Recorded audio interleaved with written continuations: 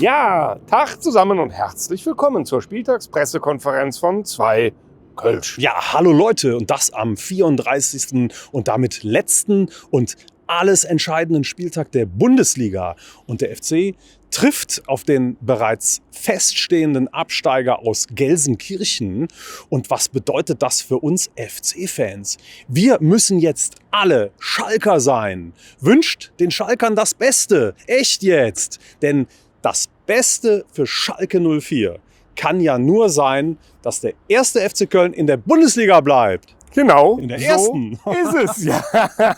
Denn Schalke will natürlich sofort wieder aufsteigen, aber die sind nicht die einzigen, das wollen andere auch. Und darunter sind dann ein Haufen ziemlich erstklassiger, ehemaliger Erstligisten, ne? Ja. Wie zum Beispiel Hamburg allen voran, denn die haben es ja jetzt nicht geschafft, direkt aufzusteigen. Schon mal wieder, ne? So, oder Nürnberg oder Düsseldorf oder Pauli, gibt auch noch Hannover, ne? So, und dann gibt's zu allem Überfluss auch noch ein paar richtig gute Zweitligisten, die auch immer für eine Überraschung sorgen können. Zum Beispiel Sandhausen oder Aue oder Darmstadt, ja? Also, die Schalker müssten schon ganz schön dämlich sein, wenn sie wollten, dass der erste FC Köln da auch noch mitmischt.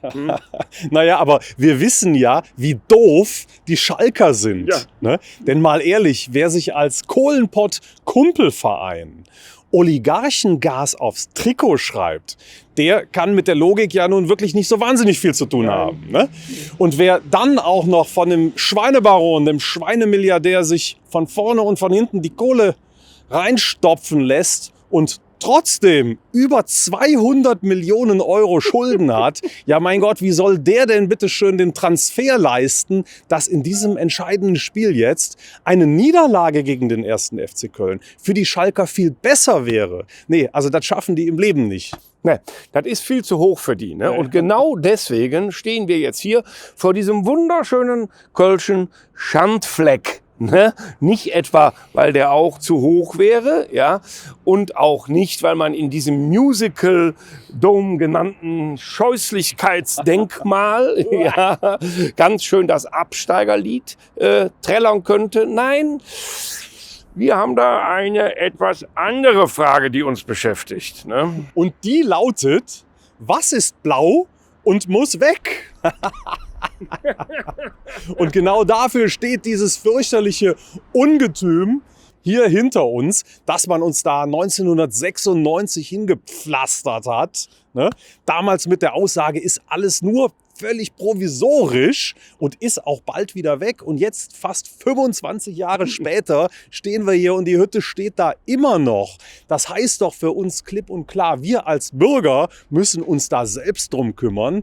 Und genauso müssen unsere Jungs auf dem Platz auch dafür sorgen, dass das Blaue weggehauen wird. So Genauso wie dieses scheußliche Ding hinter uns. Genau. Ne? Leute, das sind große Veränderungen, die hier anstehen. Ne? Das blaue Ding muss weg und wir wünschen Schalke das Beste. Völlig irre, nicht wahr?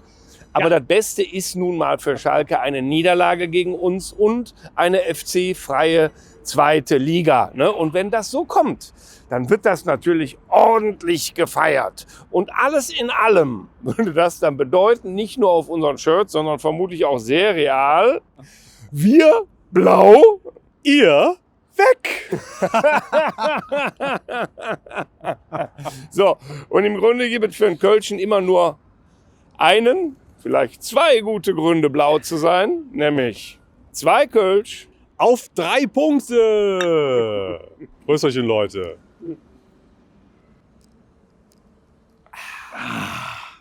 Wobei 2 Kölsch natürlich nicht reichen, um blau zu werden. Ne, oder? Nö. Aber 3 Punkte reichen wahrscheinlich, um in der Liga zu bleiben. Ne? Und das ist vielleicht entscheidend, würde ich sagen. Ne?